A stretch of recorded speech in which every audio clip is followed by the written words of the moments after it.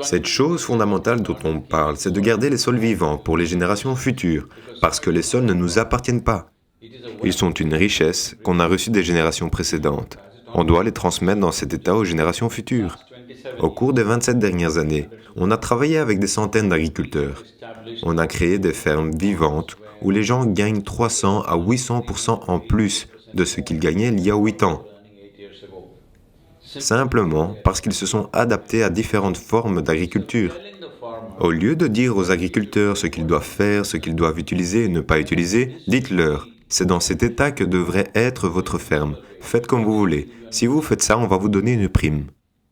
Ça sera plus réaliste et les agriculteurs vont le mettre en place. Parce que quand je vais voir un agriculteur, on ne parle pas d'écologie. On parle seulement d'améliorer sa situation économique. C'est le seul moyen pour que ça fonctionne. Tout ce que je demande, c'est que chaque gouvernement annonce. En ce moment, on est en Roumanie. Le taux de matière organique est en moyenne d'environ 1,35%.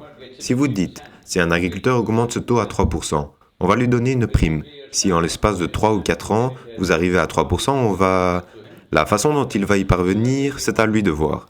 L'agriculteur peut choisir n'importe quelle façon dont il veut le faire. L'important, c'est que si vous arrivez à 3%, on va vous donner... L'important à propos de ça, c'est que, voyez, si j'utilise des pesticides, vous n'avez aucun moyen de le Mais découvrir. ça, c'est un des problèmes. On peut facilement le voir à la ferme, pas besoin d'aller dans un laboratoire.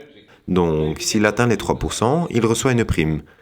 Et une fois qu'il atteint les 3%, l'entreprise devrait profiter du crédit carbone.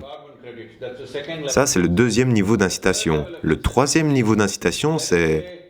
Disons que vous produisez des pommes à partir de sols contenant 3% de matière organique. Maintenant, elles vont obtenir une certaine place sur le marché. En ce moment, sur le marché, on utilise des termes commerciaux. On dit que cette pomme est biologique. Et l'autre, elle est non biologique? Est-ce que ça existe? Il n'y a aucun moyen pour quelqu'un de mesurer exactement la quantité d'engrais et de pesticides qui se trouvent dans cette pomme. Vous ne pouvez pas dire ça. Personne ne peut déterminer ça à 100%. Mais il est très facile de mesurer le taux de matière organique. Donc, si vous dites que cet aliment provient d'une matière organique de 3%, la science est déjà à même de montrer quel niveau de micronutriments et quelle amélioration aurait eu lieu. Si vous évaluez cela, alors quels sont les bénéfices pour la santé grâce à cette nutrition supplémentaire que vous obtenez? Et quels sont les avantages en matière de prévention de la santé? Quels sont les avantages pour la nation en termes de perte de jours hommes?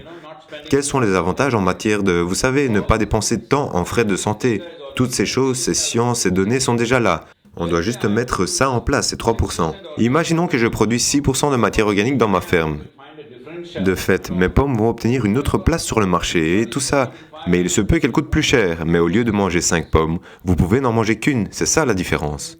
Oui, je pense que c'est une façon très sage de comparer les choses, parce que c'est ce dont on a besoin. On a besoin d'indicateurs intelligents qui vous en disent plus sur la qualité de l'agriculture, sur la qualité des soins que vous apportez au sol et à l'environnement en général. Je pense que c'est quelque chose qui pourrait être adopté.